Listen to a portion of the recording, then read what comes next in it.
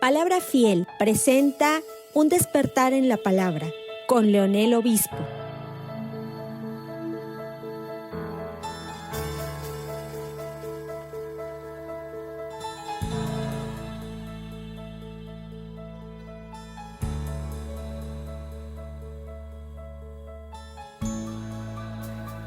Un Dios lento para la ira y grande en misericordia es el tema que hoy hablaremos, y vamos a llevar como texto base Judas 1, capítulo 5 al versículo 10. Esperemos que lo veamos todo.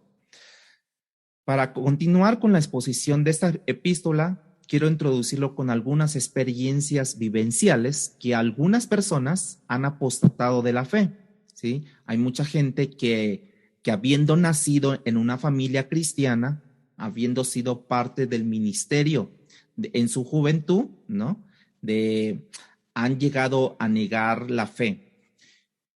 Y lo que más se ha publicitado es la razón que dan para abandonar la fe. El primer caso que voy a mencionar, dice un hombre, él comenta esto, y este es uno de tantos comentarios que tú vas a escuchar de los que apostatan de la fe. Dice esta persona: no sé cómo pueden creer en un Dios que quiere condenar la mayor parte del planeta a un infierno de fuego. ¿Por qué? Porque precisamente dice que el camino a la vida eterna es angosto, ¿sí? Y el camino ancho es el que te lleva al infierno, a la condenación eterna. Entonces, por eso es que este personaje que dice cómo es que pueden creer en un Dios que quiere condenar la mayor parte del planeta a un infierno de fuego, ¿sí? ¿Por qué? Porque precisamente él entendía eso, pero esta persona que lo estaba diciendo era un gran predicador. Esta persona que pronunció esto, había nacido en una iglesia cristiana, estaba sirviendo en un ministerio muy fuerte de jóvenes, ¿sí? En Estados Unidos, y ahora acaba diciendo esto. El segundo caso es de un ex pastor de los Estados Unidos también, que pastoreó hasta el año 2012 con un crecimiento muy bueno y terminó con un libro que escribió, El amor gana, ¿sí? En esencia, lo que cuenta este libro es que el ser humano en esencia es bueno y nuestro Dios es un Dios de amor, ¿no? Más que de justicia, que no tendríamos que de una otra manera preocuparnos en lo mínimo por ninguna condenación futura o posible, porque al final de la historia, dice este libro que concentra esto, dice el amor va a ganar. O sea que aunque tú hayas hecho tales cosas, la justicia, lo que va a sobresalir, lo que va a ganar al final de la historia es el amor, y que Dios no te va a mandar al infierno, a condenación eterna, sino que el amor va a ganar y directo al cielo te va a llevar, ¿verdad? Este es pastor. Hoy representa, y este otro personaje, este líder de jóvenes que también apostató, representan uno de los apóstatas en esta lista muy larga que ha ido apostatando sobre la fe a lo largo del tiempo, y en especial en los últimos años. Y eso debería a nosotros hacernos entender que prácticamente uno debe de ponerse firme en lo que cree, ¿sí? Y parte de todo esto, lo que estamos leyendo, una pregunta también posible que entraría aquí es el evangelio de la prosperidad. ¿Qué tan fuerte es esto? O, por ejemplo, pare de sufrir y ves múltiples cosas y uno se pregunta si estamos viviendo el comienzo de la gran apostasía antes de la venida del Señor. Pero si nos damos cuenta, siempre ha existido todo esto. Estos dos que mencioné abandonaron a Dios bajo la base de que no podían creer que un Dios de justicia, y menciono esto porque el título del mensaje hoy es Un Dios lento para la ira y grande en misericordia. O sea, y si hay algo que la Biblia revela desde muy temprano, es que nuestro Dios es ambas cosas. O sea, Él es lento para la ira, o sea, tiene ira, y es abundante en misericordia. Lo que Dios está tratando de enfatizar es precisamente lo segundo, la abundancia de esta misericordia. En cuanto a la ira, más que enfatizar una abundancia, ¿sí? Él está diciendo, quiero que sepas que soy lento para la ira. No me airo tan fácilmente, ¿sí? Y eso es lo que le mostró Dios a Moisés cuando subió al monte Sinaí, para mostrarle parte de su gloria. Y Dios le declaró a él, a Moisés, que era lento para la ira y grande en misericordia, ¿sí? Ahora, cuando tú ves a un presidente de una nación o presidente de la Suprema Corte de Justicia de una nación donde él ve la maldad imperar, prosperar, aumentar, y que al final él no tiene ningún interés en aplicar las leyes ni hacer justicia, porque al final de la historia, como dijo este ex pastor, el amor gana. ¿Cómo creer en un Dios que ve diariamente, hermanos, continuamente, que está viendo en este momento homicidios, violaciones de niñas, de niños, de mujeres, de hombres, y que ve la corrupción administrativa, pública o privada, y que ve las injusticias en contra de aquellos que menos pueden, y que al final de la historia, Él no se va a hacer de la vista gorda? Como con todo esto, lo que él está viendo, porque él no es un Dios que pasa por alto la injusticia, a pesar de que haya visto su ley transgredida una y otra vez. Así es que él va a aplicar la ley. Aquellos que piensan que tenemos un Dios tirano que da un castigo eterno, y para aquellos que se preguntan, no entiendo la necesidad de Dios para darnos un castigo, es porque nosotros no entendemos que cuando pecamos, estamos transgrediendo la santidad de Dios, que es infinita.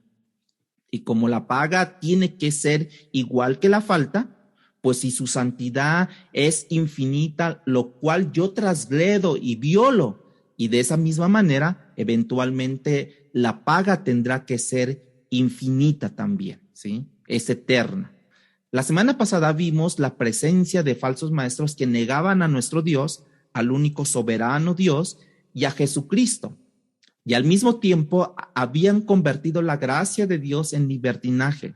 Esa fue la razón por la que Judas escribió sobre la necesidad de defender, de luchar a favor de la fe, que como dijimos debía hacerse hasta el punto de tener que agonizar, ¿sí?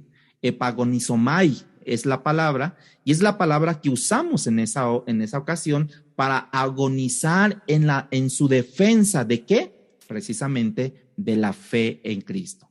Así es que vayan sacando versículo 5 al versículo 10 de Judas. Judas comienza esta porción de su carta hablando de que él quiere hablarles algunas verdades. Él quiere traer algunas historias del pasado, del juicio, de la ira de Dios, visitadas en ciertas ocasiones. Y aunque ellos definitivamente, dice Judas, ya lo saben todo, o sea, ¿quiénes? Estos falsos maestros o incluso los mismos cristianos que estaban leyendo esta carta. En otras palabras, no nos trae algo nuevo Judas, simplemente nos recuerda, y eso nos lleva lo que vimos en Segunda de Pedro, que fue la carta que vimos anteriormente a esta, como parte de la serie, y esa es la vida eterna, que conozcan al Dios verdadero y a Jesucristo. Porque Pedro nos dice varias veces en esta epístola la necesidad o la importancia de recordar, y es lo que aplica Judas en esta ocasión. No es algo nuevo, sino nos recuerda lo aprendido. ¿Se acuerdan lo que dijimos? Porque saber es recordar a tiempo. Eso es saber, ¿no? Saber no es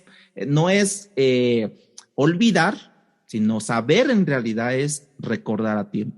Aquí está Judas usando la misma metodología, diríamos así, recordar lo aprendido, y eso es lo que nosotros muchas veces nos falta, recordar lo aprendido. Y Judas va a usar estas tres historias para enseñarnos que no hay manera de que estos falsos maestros escapen de la ira de Dios o de su justicia. Su grado de iniquidad, ¿sí?, ha alcanzado niveles intolerables, de tal manera que el Dios, que es infinitamente misericordioso, se ve en la obligación de visitar con su ira a su pueblo o al mundo de la misma manera que lo hizo en el pasado sobre otros, ¿sí? Y lo va a hacer en esta época y lo seguirá haciendo después de nuestra época. Las tres historias que vamos a leer, número 1, es el juicio de Dios sobre su pueblo, su con mayúscula, ¿sí? Su pueblo en el desierto. La segunda historia que vamos a leer es el castigo de los ángeles, ¿sí? Creados para ministrar en su presencia, que hoy están encarcelados en prisiones de oscuridad. Y número 3, la tercera historia que vamos a leer, es la destrucción por fuego de las ciudades de Sodoma y Gomorra. Comencemos viendo la primera historia en el primer ejemplo para nosotros. Es en el versículo 5 de Judas, 1:5. Dice de esta manera: mas quiero recordaros que ya una vez lo habéis sabido, que el Señor, habiendo salvado al pueblo, sacándolo de Egipto, permítame tanto, sacándole de Egipto, después destruyó a los que no creyeron. Ahora, si tú ves este verso, ¿sí? Ves en este verso dos cosas: la ira de Dios y la misericordia puestas juntas. Salvo que este pueblo, salvó a este pueblo por su ignorancia o por su misericordia, ¿sí? Ese mismo Dios a la vez destruyó a los que no creyeron. El primer ejemplo de juicio, la razón de esta destrucción fue por su incredulidad, ¿sí? ¿Por qué? Porque una vez habiéndolo sacado, dice que después destruyó a los que no creyeron en él. El Señor abrió el mar para que ellos pasaron. Unos dicen 2 millones, otros dicen 3 millones de personas. El Señor en su bondad proveyó, dice que también maná todos los días por 40 años.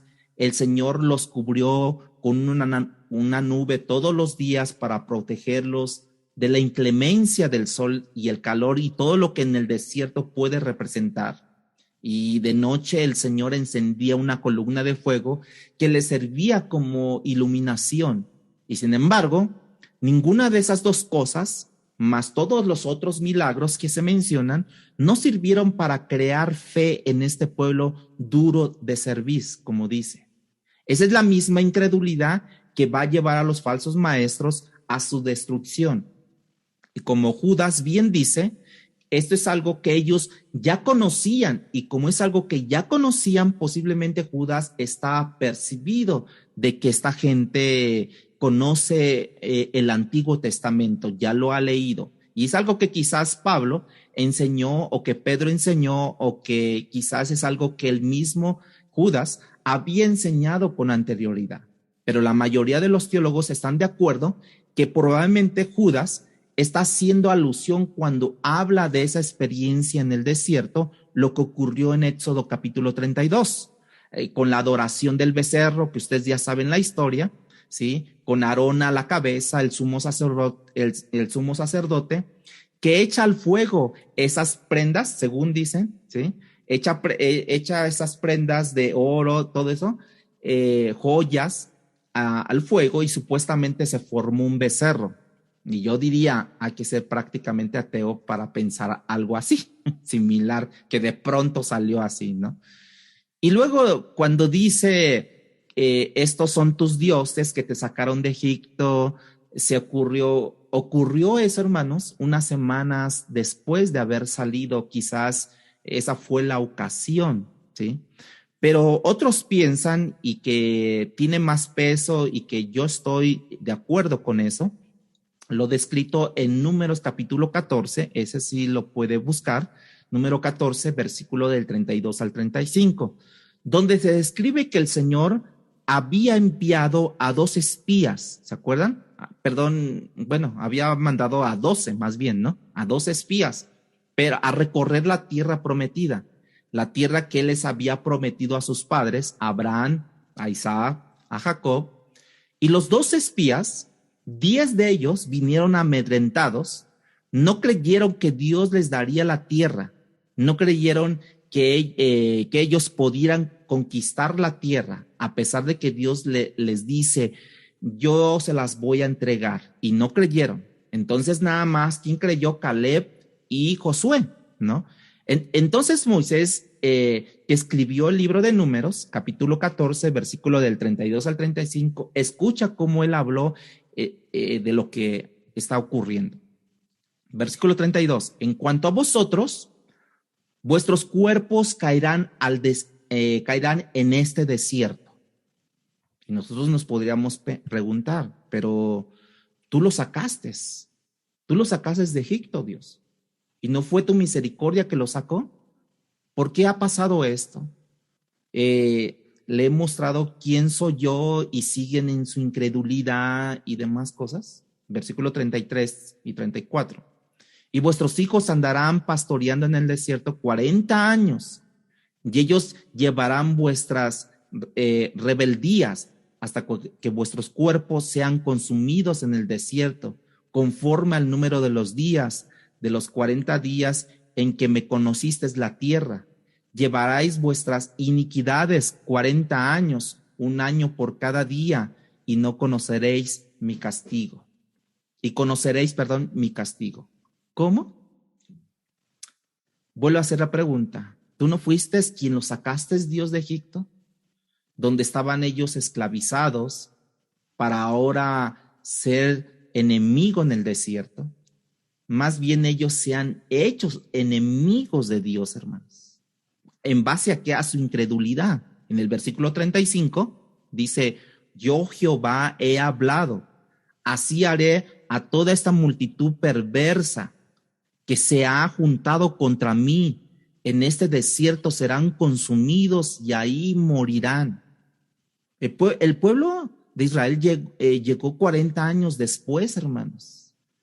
Se dicen que él podía pasar en 15 días más o menos el desierto, pero se aventó 40 años en el desierto, ¿sí?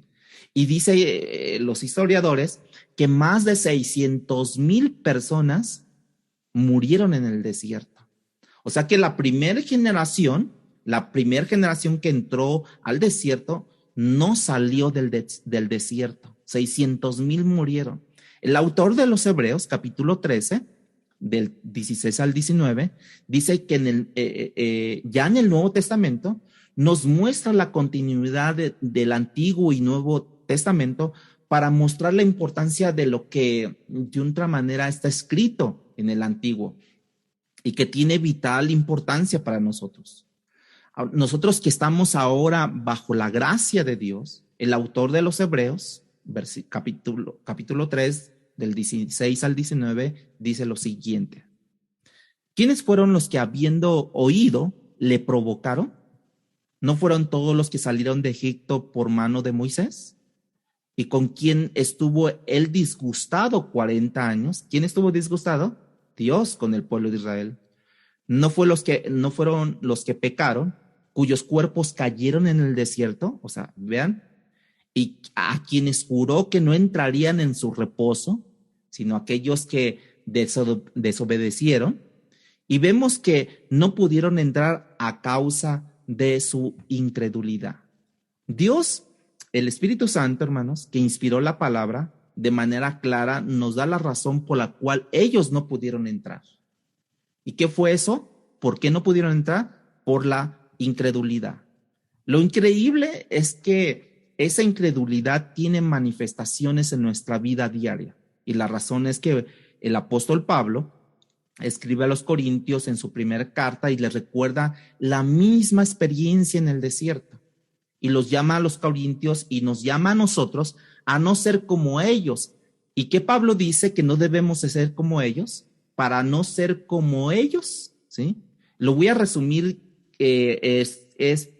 Primera de Corintios, capítulo 10, del versículo 6 al 11. Voy a resumir estos versículos. No los voy a parafrasear, sino los voy a resumir, ¿sí? El primero es a no ser idólatras. ¿Qué debemos no hacer para no caer como estas personas, ¿no? En el desierto, a no ser idólatras. Una, dos, a no fornicar, a no poner a prueba al Señor y a no murmurar o a quejarnos como lo hicieron ellos. Hicieron esas cuatro cosas ellos, ¿no? Fornicaron, fueron idólatras, pusieron a prueba al Señor y murmuraron contra el Señor. Es lo que hicieron el pueblo de Israel, ¿sí? ¿Por qué? De acuerdo a esas palabras del libro de Hebreos, ellos no entraron a causa de la incredulidad, porque no creyeron que era el único Dios y por eso se volvieron idólatras, porque no creyeron que era santo Dios y por eso fornicaron, porque no creyeron que era todopoderoso y por eso pusieron a prueba al Señor, y porque no creyeron que Él es soberano y empezaron a quejarse contra el Señor. Luego, de acuerdo a lo que Pablo estaba diciendo aquí, pero en realidad el Espíritu Santo, quien fue quien inspiró toda la palabra, esta incredulidad que menciona a Pablo, que menciona el autor de los Hebreos, resultó en una vida licenciosa, ¿sí? De tal manera que los corintios llegaron a ser idólatras, llegaron a ser fornicarios, pusieron a prueba al Señor y eran constantemente quejumbrosos, ¿sí? Una palabra que Judas usa más adelante acerca de estos falsos maestros que eran quejumbrosos también. Podemos ver ahora lo increíble que es la incredulidad. Y de hecho toda la creación, el universo entero es como se encuentra hoy, lleno de maldad, lleno de corrupción, ¿sí? Todo eso, o todo esto, se debe a la incredulidad del hombre y a una mujer que escucharon la palabra de Dios, ciertamente, escucharon cuál era el plan, estamos hablando de Adán y Eva, y en su incredulidad pensaron que había un plan mejor cuando escucharon a la serpiente antigua. ¿Qué les dice? En realidad yo tengo un mejor plan para ustedes, y es que en realidad cuando nosotros observamos Génesis 3, que dice, bueno, ustedes pueden comer de esa fruta.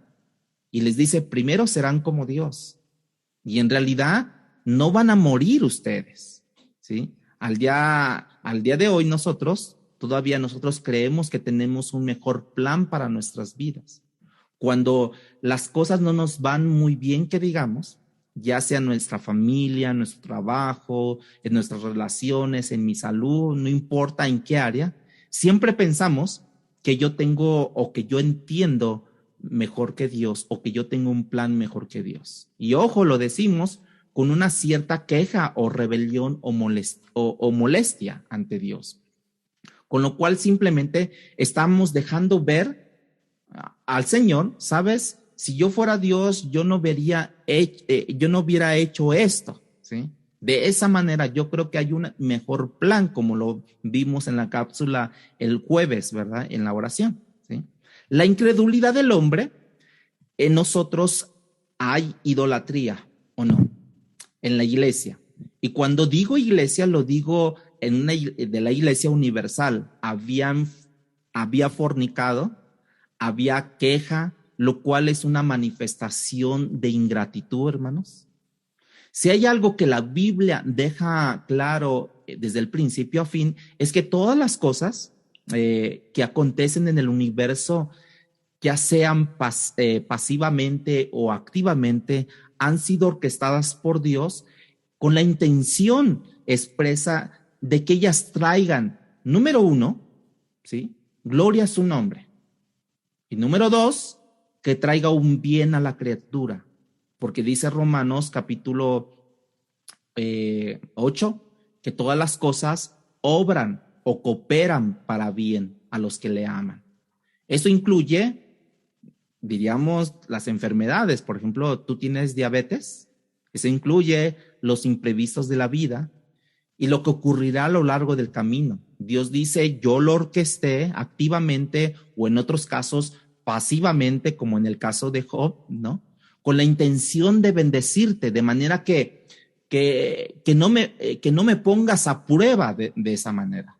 De manera que no te quejes cuando quiero bendecirte en maneras que tú no entiendes. El Dios que los juzgó y los enterró en el desierto, a todos estos 600,000, es el mismo Dios de misericordia. Y podemos ver lo que aparece, no sé si ustedes recuerdan, Éxodo capítulo 3, versículos 7 y 8, que Dios se le aparece a Moisés y le muestra la misericordia que él tiene para este pueblo. En la esclavitud de Egipto, Dios le llama mi pueblo. Oiga, ojo, escuchen esto. En la esclavitud, cuando estaban en Egipto, les dice, ve y rescata a mi pueblo. ¿Y saben qué? En el desierto les llama mis enemigos. Pero cuando Dios los envía a estos 12 a recorrer la tierra, ellos no creyeron que Dios les iba a dar la tierra que les prometió, la tierra que Dios califica como buena, ancha, que fluye leche y miel, y este pueblo eventualmente, humanamente, entre comillas, agotó la paciencia de Dios, que los sacó de Egipto y que luego los destruyó en el desierto, y la ira del Señor llegó sobre ellos, esa ira del Dios misericordioso. ¿Sí? Voy a citar algunos versículos. Primera de Corintios, capítulo 10, versículos 6 al 11, ¿sí? Pero quiero citar nada más dos versículos, que es el primero y el último, que es versículo 6 y versículo 11. Versículo 6 habla sobre ciertas cosas. Déjenme buscarlo.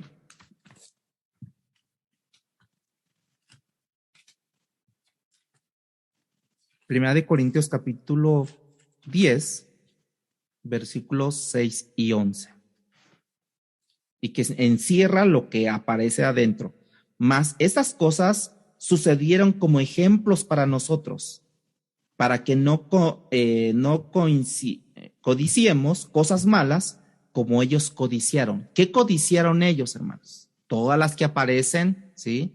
En el versículo 7, 8, 9 y 10, que son las experiencias del desierto, para que no anhelemos lo prohibido por Dios. En el versículo 11 dice, y estas cosas les acontecieron como ejemplo y están escritas para amonestarnos a nosotros, a quienes han alcanzado los fines de los siglos, ¿sí? Otra vez Pablo está enfatizando la idea de que estas experiencias del desierto, el juicio que cayó sobre ellos, cómo aconteció, fueron escritas, fueron registradas para nosotros como enseñanzas, como instrucción, como advertencia, o diríamos como escarmiento, ¿sí?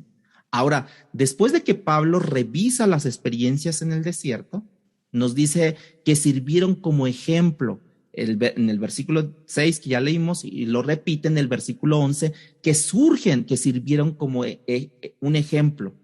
El próximo versículo es la aplicación para nosotros, diríamos. Si tú quieres, es un versículo que todos conocemos, pero que quizás no lo hemos visto en ese tipo de contexto. En el versículo 12 de 1 Corintios 10, 12, que dice, así que el que piensa estar firme, mire que no caiga. ¿De qué? Así que este versículo está relacionado a todas las experiencias del desierto que resumí, que ellos fueron idólatras, ¿sí?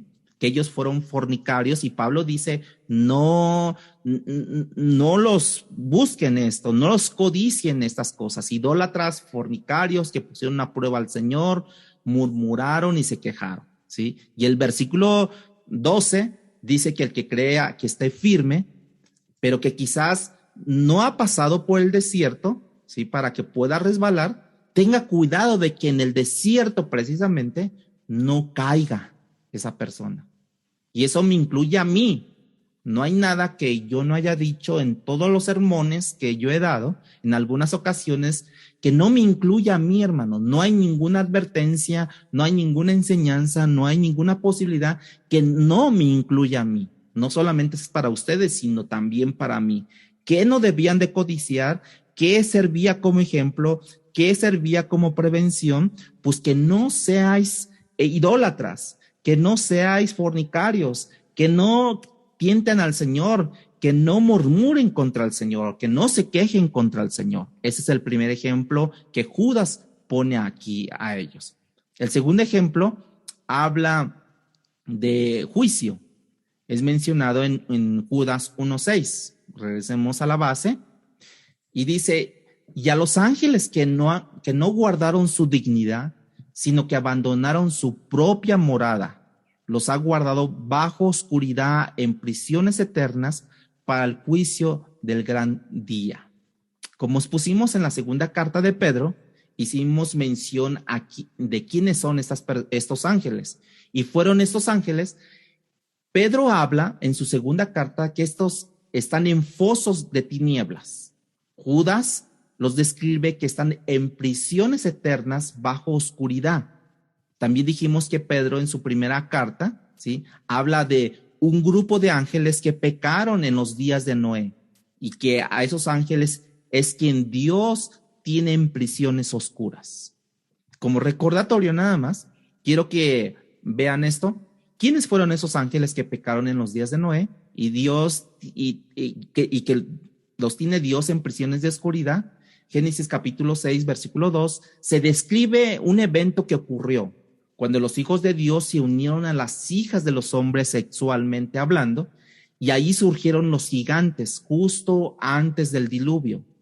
La traición, diríamos así, nació cientos de años atrás, de que los hijos de Dios, que son ángeles que correspondían a los ángeles caídos, que poseyeron cuerpos humanos o hombres y que entonces tuvieron relaciones con mujeres comunes y corrientes de nuestros días. El libro de Enoc, quiero ahí que me pongan atención a esto, que no está en el Antiguo Testamento, de manera que no es canónico, pero que es parte de la literatura judía. De manera interesante, Judas lo cita en los versículos 14 y 15 de su capítulo, su único capítulo de Judas 1, lo cita él a Judas, que sí, Judas sí es canónico, pero que Enoc no es canónico su libro, pero que lo tienen como una literatura judía. El libro de Enoc habla de que ese grupo de ángeles, bueno, quisiera comentarles más un poquito sobre esto.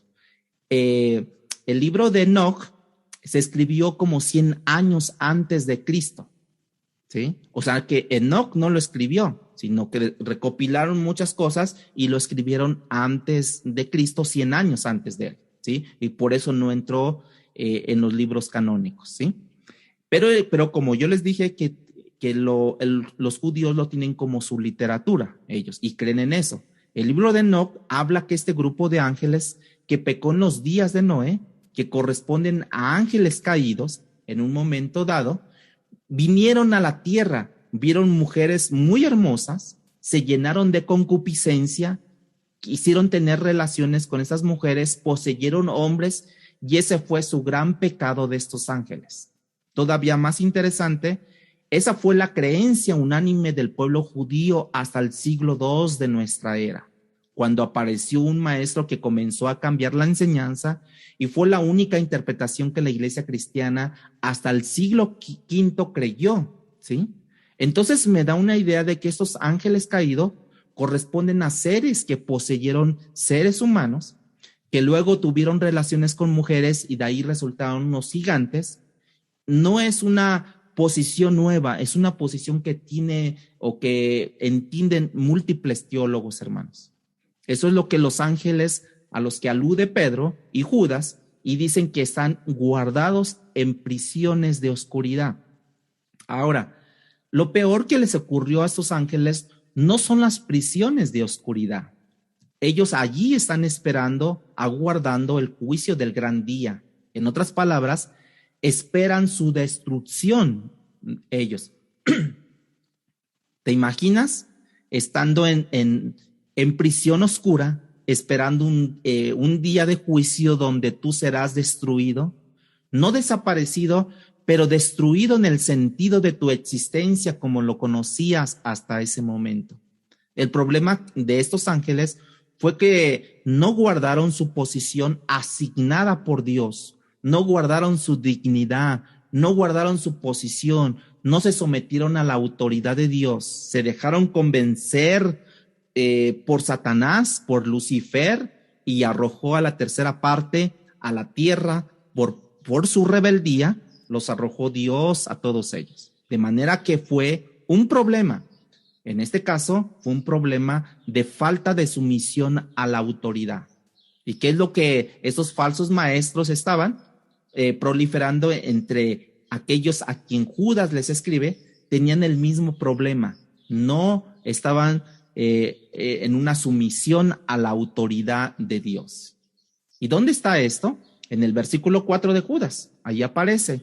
Y a los ángeles que no guardaron su dignidad, sino que abandonaron su propia morada, los ha guardado bajo oscuridad y en prisiones eternas para el juicio del gran día, porque algunos hombres han entrado encubiertamente, los que desde antes habían sido destinados para esta condenación, hombres impíos, que convierten en libertinaje la gracia de nuestro Dios y niegan a Dios, el único soberano, y a nuestro Señor Jesucristo, ¿sí? Que ellos negaban al único soberano Dios, estos falsos maestros, falsos pastores o líderes, y esos tienen que ver con autoridad, ¿sí? Tienen que ver con la autoridad, y a nuestro Señor Jesucristo también lo negaban. Hermanos, cuando tú y yo pecamos con conocimiento de causa, ¿sí? Porque lo hemos hecho y continuamos en la práctica del pecado, que tú y yo sabemos que viola la ley de Dios, nosotros igualmente estamos en rebelión en contra de la autoridad del Señor. En ese sentido, tendríamos que volver a decir, aquel que está firme, cuídese de no caer. Cuídese de no caer. Porque muchos, por eso, se pueden llegar a caer. Pablo les escribe a los Gálatas que estaban comprometiendo el evangelio y al final de la carta les recuerda. Y cuando les habla a los Gálatas, lo hace a una congregación de creyentes, entre quienes hay unos también falsos creyentes. Siempre en el caso, siempre en una iglesia va a haber tanto buenos como malos, ¿sí? Pero es una congregación de creyentes que había abrazado el evangelio por gracia inicialmente y ahora están siendo confundidos por falsos maestros. Así es que cheque Gálatas capítulo 6, busque Gálatas capítulo 6, versículos 7 y 8. Y Pablo, antes de cerrar esta carta, les da unas recomendaciones a esta iglesia, ¿sí? Y les dice de esta manera: no os engañéis. ¿Sí lo tiene, hermano? No os engañéis. Dios no puede ser burlado, pues todo lo que el hombre sembrare, eso también segará. Porque el que siembra para su carne, de la carne segará corrupción, mas el que siembra para el espíritu, del espíritu segará vida eterna. Hermanos, nuestra incredulidad no nos va a llevar a caer al dudar de las prohibiciones absolutas de la palabra de Dios. Nuestra rebelión también nos va a llevar a tropezar y a caer al no considerar la autoridad de Cristo. O sea, que Él es soberano sobre todas las cosas.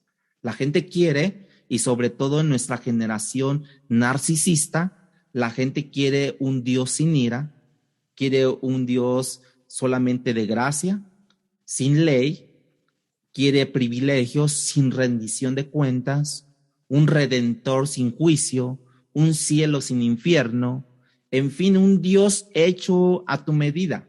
Por ejemplo, ¿cómo quieres tú un Dios? Mídeme aquí, mídeme acá, confeccióname acá, confeccióname Dios como yo quiero un evangelio, según a mis necesidades, a mi conveniencia. Dios nos dice, vuelve a Génesis. Yo hice al hombre a mi imagen y a mi semejanza. Ahora el hombre está tratando de hacerme hoy por hoy, nos está tratando de hacer a su imagen y a su semejanza. Y no funciona así, hermanos. ¿Quién nos hizo a la imagen y a semejanza? Dios. ¿Quién nos vuelve a un estado de formación de semejanza e imagen? La palabra ya escrita. Nos recuerda, nos dice, tú fuiste formado de esta manera. Sí, Génesis 3:15 dice, tú deformaste la imagen, ¿sí? Tú hiciste que esa imagen esa imagen se distorsionara, pero ahora en base a mi palabra te vuelves a formar, ¿sí? Ok, entonces, si ya vimos todo eso, hermanos, dejen hacer como una recopilación. Primero ejemplo, ya vimos el juicio de Dios sobre su pueblo en el desierto.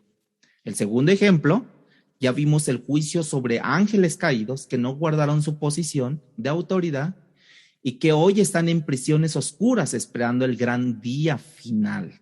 El tercer ejemplo que vamos a ver tiene que ver con dos ciudades, con una familia, ¿no? Que es Sodoma y Gomorra en el versículo 7 de Judas 1:7. Dice, como Sodoma y Gomorra y las ciudades vecinas, las cuales, de la misma manera que aquellos, habiendo fornicado e ido en pos de vicios contra naturaleza, fueron puestas como ejemplo, sufriendo el castigo de fuego eterno. El juicio sobre las ciudades de Sodoma y Gomorra, hermanos, descritas aquí, también aparecen en Génesis capítulo 18 y capítulo 19. Te recuerdan o recuerdas que había tanta iniquidad que Dios le dice a Abraham que va a destruir esas ciudades. Y Abraham intercede por estas ciudades. ¿Por qué? Porque ahí estaba su sobrino Lot, ¿se acuerdan? Le pide a Dios que detenga su ira sobre, o su juicio. Y le dice, por 50 tú vas a destruir a estas ciudades. Y le dijo Dios, pues si las encuentro, no. Entonces le dice, pues búscalas, Abraham, si tú las encuentras. 45, 40, ustedes conocen la historia, pero me veo en la necesidad de recordarles, hermanos, todo esto. Buscó 20, no encontró, buscó 15, 10, no hay. Y Dios decide precisamente tomar cartas en el asunto, rescata a Abraham, a Lot y a sus dos hijas, a su esposa de Lot. Esta esposa de Lot, estos dos seres angelicales que bajaron, que tomaron forma humana, les dijeron a este grupo, ¿no? No pueden mirar para atrás. Aquí va a haber una destrucción, azufre va a caer del cielo, no pueden mirar, y en su incredulidad, ella miró la incredulidad del jardín, como en el jardín del Edén, ellos miraron la incredulidad, ¿sí? Esa incredulidad de la esposa de Lot es nuestra incredulidad el día de hoy, cuando dudamos de las promesas de Dios o de la palabra de Dios, ¿sí? Y dice la Biblia que quedó esta mujer de Lot convertida en una piedra de sal, ¿sí? La expresión que dice aquí en versículo 7, la expresión que dice vicios contra naturaleza, ¿sí? Habiendo fornicado e ido en pos de vicios contra naturaleza, se piensa que se debe a la práctica de homosexualidad y otros piensan que está relacionada obviamente que fue el deseo de estos hombres expresado en Génesis, lo que ya les comenté, Génesis capítulo 18, capítulo 19, al ver estos ángeles o estos seres angelicales que llegaron a la casa de Lot, ¿sí? Fueron a su casa, dice que desde el más viejo de esas ciudades hasta el más joven, dice el texto, y le pidieron a Lot que les dejara salir a ellos para conocerlos. Y esa palabra conocerlos tenía que ver, queremos tener relaciones sexuales con ellos. Vicios contra naturaleza. Se puede hablar de la sexualidad, porque yo entiendo esto, que no es parte del diseño de Dios. Dios creó hombre, mujer, ¿sí? Otros creen que este deseo tiene que ver con relaciones con ángeles, y eso era como para este pueblo, si ellos ya habían tenido relaciones con humanos y ahora que ellos veían a estos ángeles angelicales muy hermosos, o sea, para ellos les excitaba a este pueblo tener relaciones con esos ángeles, con esos seres celestiales que tomaron forma de hombre, porque no pertenecen al orden nuestro, al orden terrenal. Ellos no los habían visto a estos hombres y me imagino que tomaron apariencia de hombres, pero muy hermosos, que totalmente que dice que hasta del más viejo hasta el más joven fueron en busca de ellos. Pero resulta que esos ángeles tenían forma de hombre y esas dos ciudades de que ellos vivían en esa práctica de homosexualidad, ¿sí? Como que el hombre o la criatura nunca se sacia de inventar nuevas formas de pecar, hermanos, ¿sí? Yo leía que, o creo que lo comenté, que una pseudo pastora en Brasil estaba muy contenta porque Dios le había permitido abrir una iglesia transexual. Imagínense, puro homosexual está en esa iglesia, ¿no? No sé si son redimidos, todo eso, pero si habla de una iglesia transexual, quiere decir que no han dejado su manera de ser, no han dejado su manera de practicar, siguen estando en pecado. A manera de enseñanza para nosotros, y tomando un paréntesis en esto, Lot está escrito como un hombre justo, según Hebreos.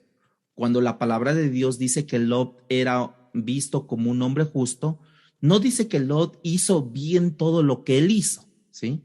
Se está refiriendo, y entendemos que cuando dice que Lot era un hombre justo, se está refiriendo a que Lot en realidad, ¿sí?, no era practicante de la homosexualidad allí, en esa tierra de Sodoma. Él no participó de este estilo de vida, ¿sí? Eso es lo que se refiere cuando Hebreos lo coloca como un hombre justo, ¿sí? Pero si ustedes checan, cuando Abraham y Lot discutieron acerca de dividir las tierras, porque ya sus trabajadores estaban peleándose entre sí, Abraham en su bonanza, en su benevolencia, le permitió a Lot escoger, ¿sí? Luego Lot, siendo el sobrino, fue pues recogido por Abraham, porque él no estaba ni en el plan, ¿no? Más le dijo, sal tú de tu tierra y tu parentela, y Abraham se trajo a su sobrino. Su sobrino tomó las mejores tierras, en vez de darle la prioridad a su tío que le había hecho el favor de sacarlo de Ur de los Caldeos. No, Lot, él escogió el valle más fértil y se fue a esa dirección donde está Sodoma, y dice que empezó a acampar en las afueras de Sodoma y Gomorra. Y después nos dice que Lot ahora ya vivía dentro de esa ciudad de Sodoma y Gomorra, ¿sí?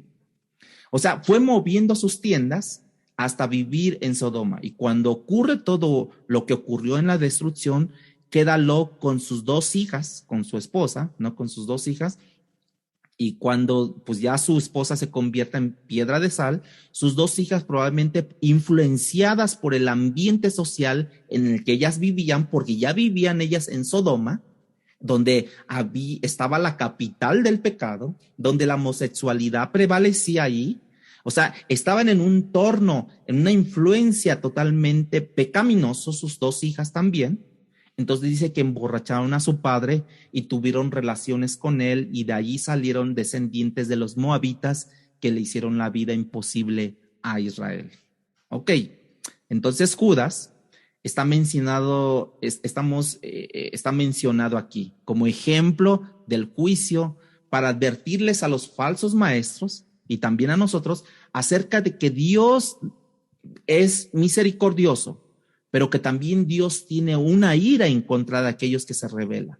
Entonces, hablamos ya tres ejemplos del juicio en el desierto contra el pueblo de Dios en la esclavitud, y que ahora se convierte en enemigo de Dios.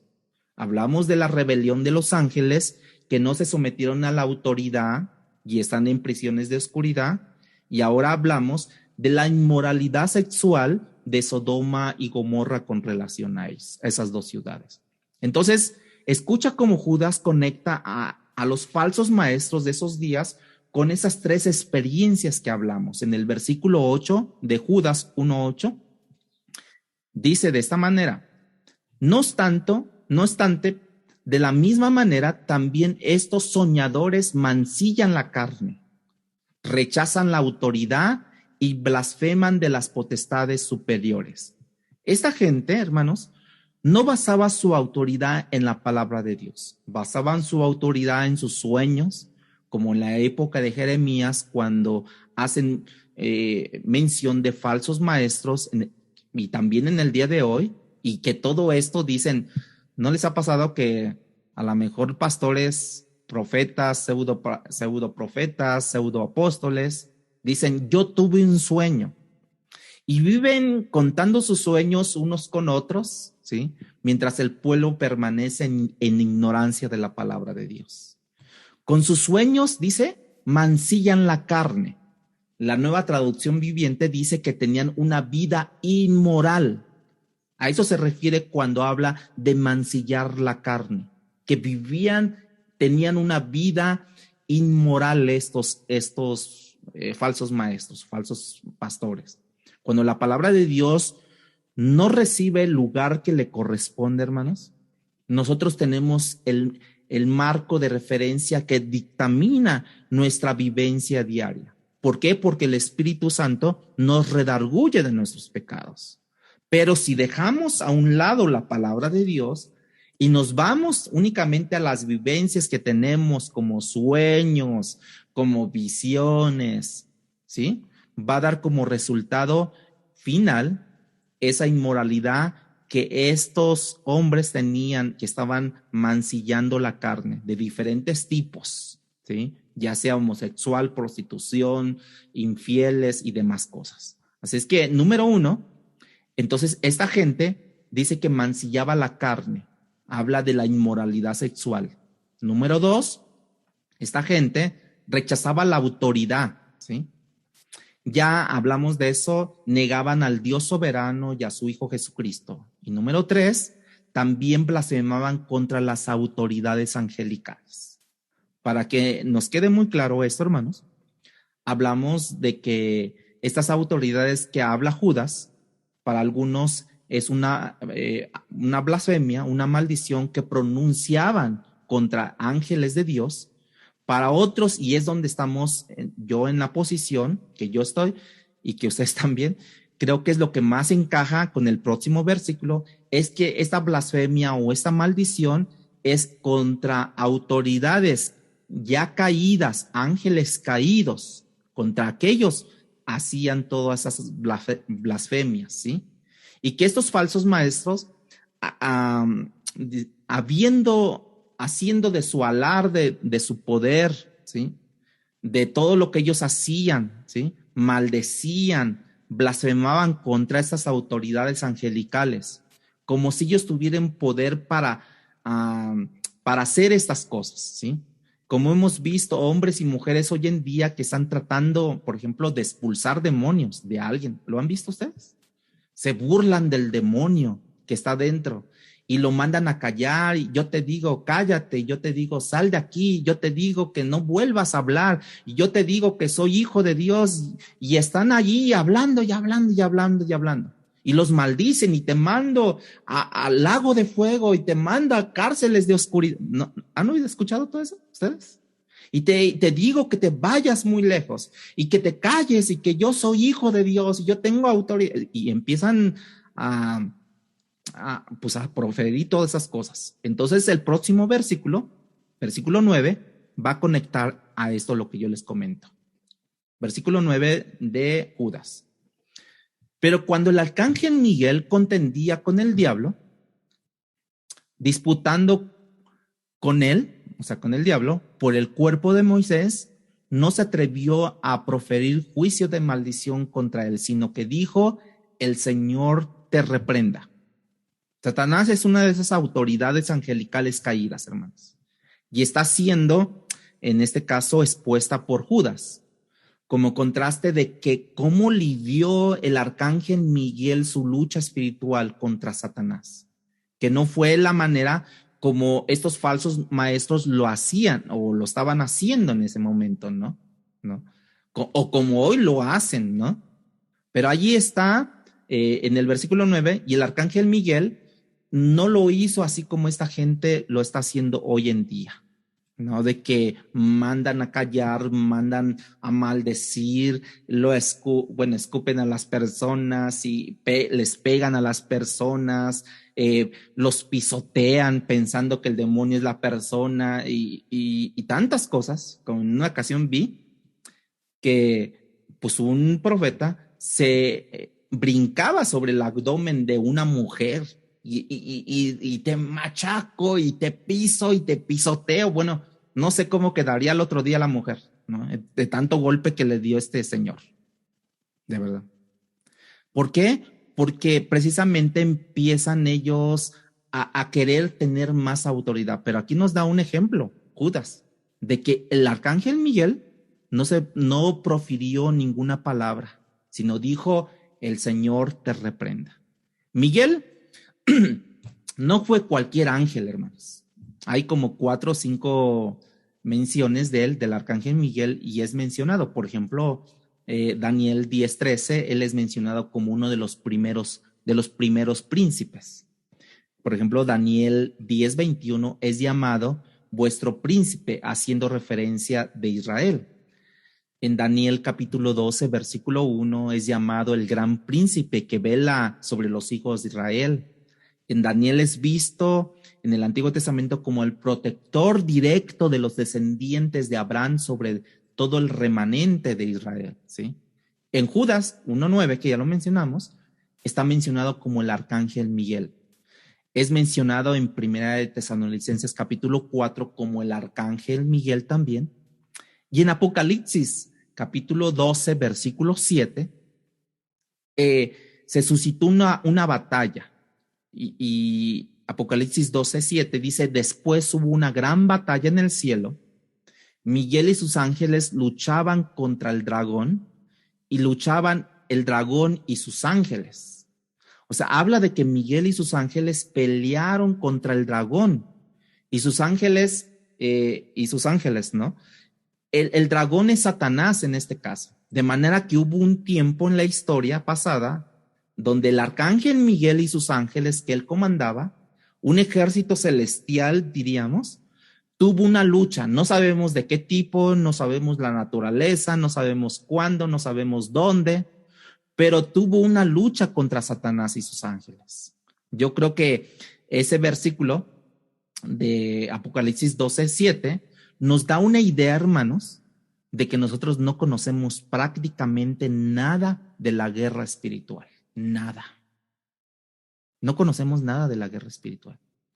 El hecho de que el ángel Gabriel venía a darle a Daniel en un momento dado una respuesta, ¿se acuerdan de eso, hermanos? En una oración, y que Daniel había hecho esa oración a Dios y fue detenido Gabriel, ¿sí? Fue detenido por un demonio por 21 días y no se pudo abrir paso y dice el texto que él entonces tuvo que llamar al arcángel, a Miguel, uno de los principales príncipes en su ayuda. Entonces pudo llegar la respuesta y él pudo, Gabriel, llegar a Daniel a darle la respuesta. Usted lo puede ver, usted lo puede leer en su casa, en Daniel capítulo 10, versículo 12.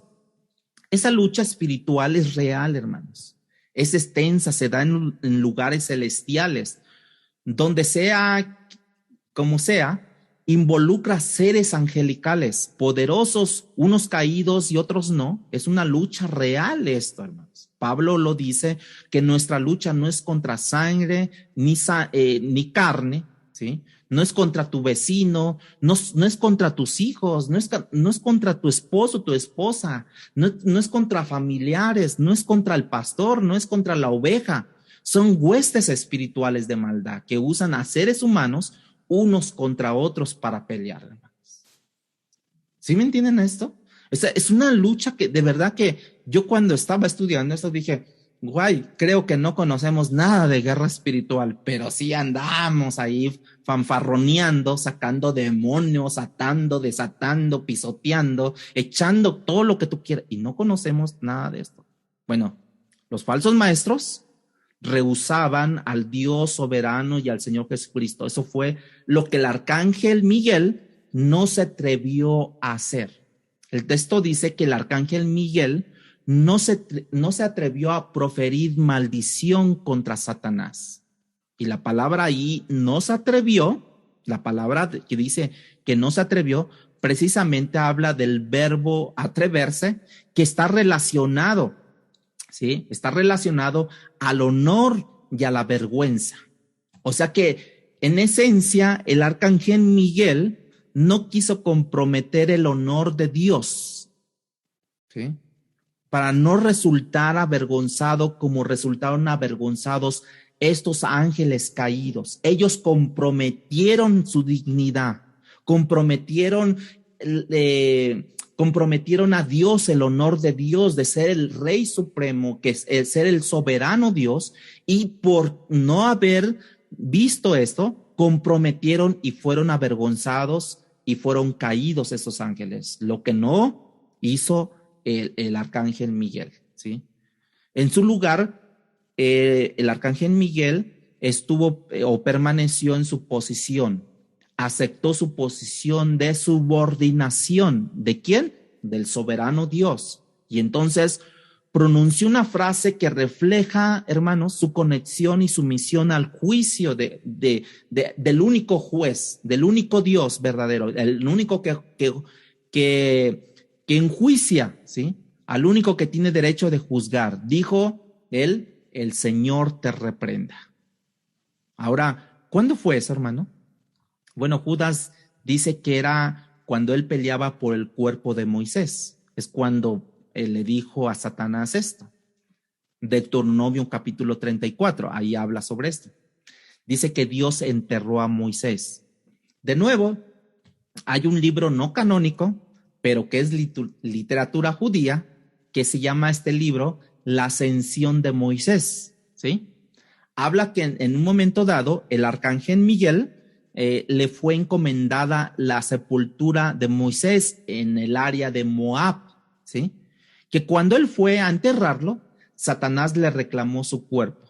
Y ahí estaban batallando, ¿no? Porque Satanás le reclamó el cuerpo de Moisés por todo lo que le pertenecía de la tierra a él. Y como también le dijo a Jesucristo, ¿se acuerdan? Cuando en Lucas 4 de la tentación, ¿no? Le dijo: mire, si tú me adoraras, si tú postrado me adoras, te daré todos los reinos estos. O sea, que a él se le había dado todo lo que estaba en el mundo. Y que Satanás comentó, dice este libro de la ascensión de Moisés, comentó y le dijo a Miguel, le comentó que Moisés no merecía una sepultura honrosa, porque Dios había mandado al arcángel, o se le había asignado la sepultura de Moisés, y que Satanás le dijo que no merecía una sepultura honrosa a Moisés, porque él había cometido un crimen, un homicidio en Egipto. ¿Se acuerdan? Que fue por eso que él salió de Egipto, porque mató a un egipcio, ¿no? Eso es lo que habla este libro de la ascensión de Moisés, que no es un libro canónico, ¿no? Simplemente es parte de la literatura judía y que ellos creyeron, ¿sí? Lo que sí Judas comenta, o como que deja claro, que él quiere mostrar que el arcángel Miguel fue cuidadoso cuando se dirigió a Satanás.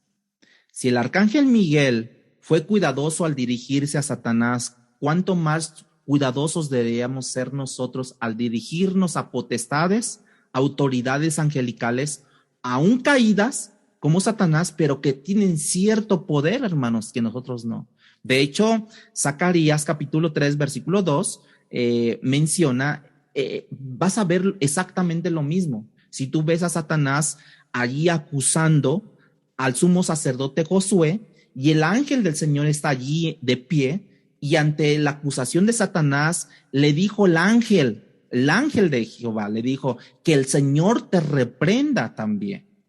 O sea, sí me doy a entender con esto, hermanos, que no debemos de jugar con esas cosas, que debemos de asumir nuestra posición, quién es nuestro soberano, quién es nuestra autoridad, que es Cristo Jesús, y dejarlo que Él que Él controle esa situación, porque nuestra guerra no es contra sangre y carne, sino es contra huestes espirituales. Y nosotros someternos a Dios en su misión, reconociendo la autoridad y decir que el Señor te reprenda. Hay un cierto respeto por el poder de esas autoridades caídas. No porque sean buenas, sino es por el poder que ellos tienen, que es superior al nuestro, y por la autoridad que nosotros no tenemos, y que por tanto nosotros necesitamos depender de Dios. ¿Quién es el príncipe de este mundo, hermanos? Dice la Biblia, es Satanás. Se le ha dado esa autoridad. A nosotros se nos ha dado la autoridad sobre este mundo, hermanos, sobre ser príncipes de este mundo. No. Entonces, ¿por qué meternos? Judas cierra finalmente su texto en el versículo 10 de Judas 1:10 y dice de esta manera cómo lo cierra Judas. Pero estos blasfeman de cuantas cosas no conocen, ¿sí? En las cuales que por naturaleza conocen, se corrompen como animales irracionales. Ellos no tenían autoridad sobre los potestades celestiales, no tenían entendimiento de cómo ellas operan, de cómo ellas son, de cómo se libra esa batalla espiritual. Ellos, en su ignorancia, Judas los compara como animales irracionales que no conocen ni entienden. Los animales llevan a cabo acciones, pero no porque tienen o entienden la razón de su acción. De esa misma manera, estos falsos maestros estaban haciendo cosas que no entendían lo que estaban tratando de hacer, y de la misma manera lo hacían como animales que vivían bajo instintos. Judas dice que esta gente se comporta más o vive más o se dejan llevar con instinto, que lo que los lleva prácticamente como que al libertinaje y un desenfreno en sus cuestiones de sus placeres. Y esos falsos maestros fueron, diríamos, esclavos del pecado, estaban oscurecidos en sus mentes, eran personas irracionales o animales, que los compara así en su razonamiento, eran ignorantes de la ira de Dios, de un Dios que todavía tiene abundancia en misericordia si ellos se arrepienten. Y ellos estaban esperando el juicio final. No lo sabían, no lo desconocían, y por eso Judas está dando estos 3 ejemplos del pasado, pero no solamente para aquellos del primer siglo, sino también nos brinda a nosotros para recordarnos que ciertamente el autor del libro de Hebreos tiene razón cuando dice que nuestro Dios es un Dios, es un fuego consumidor, ¿sí?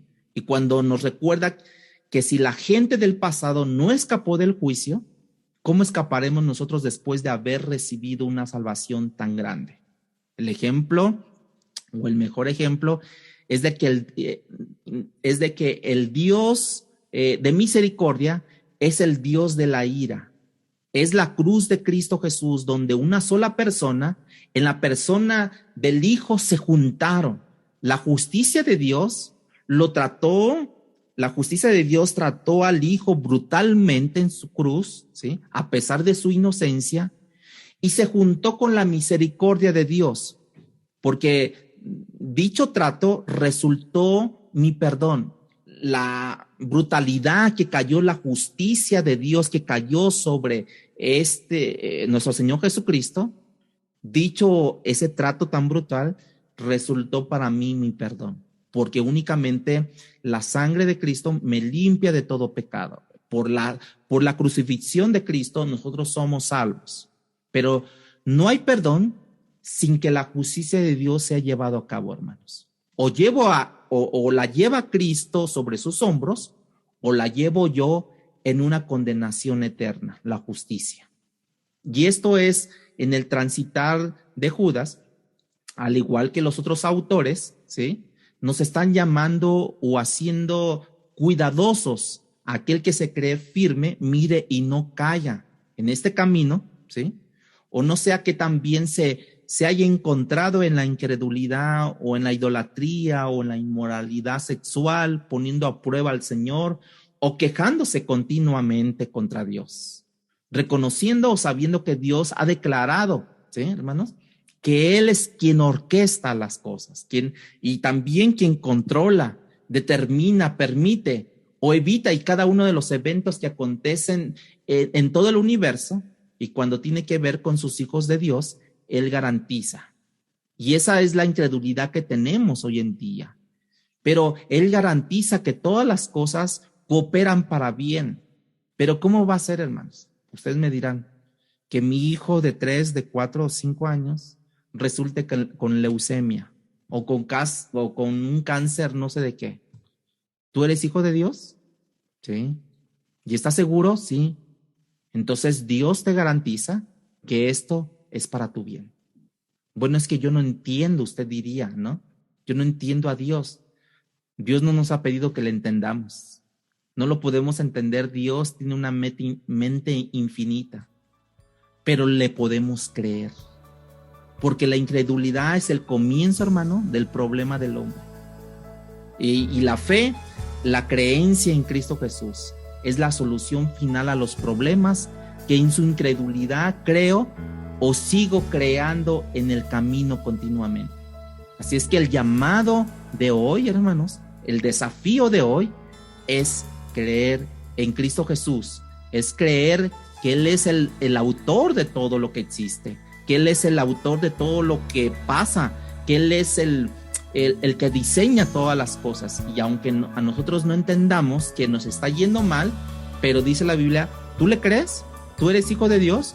Bueno, Él te garantiza que todo esto es para tu bien.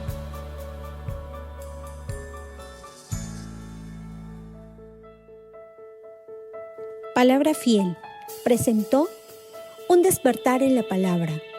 No olvides buscarnos en Facebook y YouTube como Iglesia Palabra Fiel CDMX y seguir las transmisiones por Zoom de cada domingo.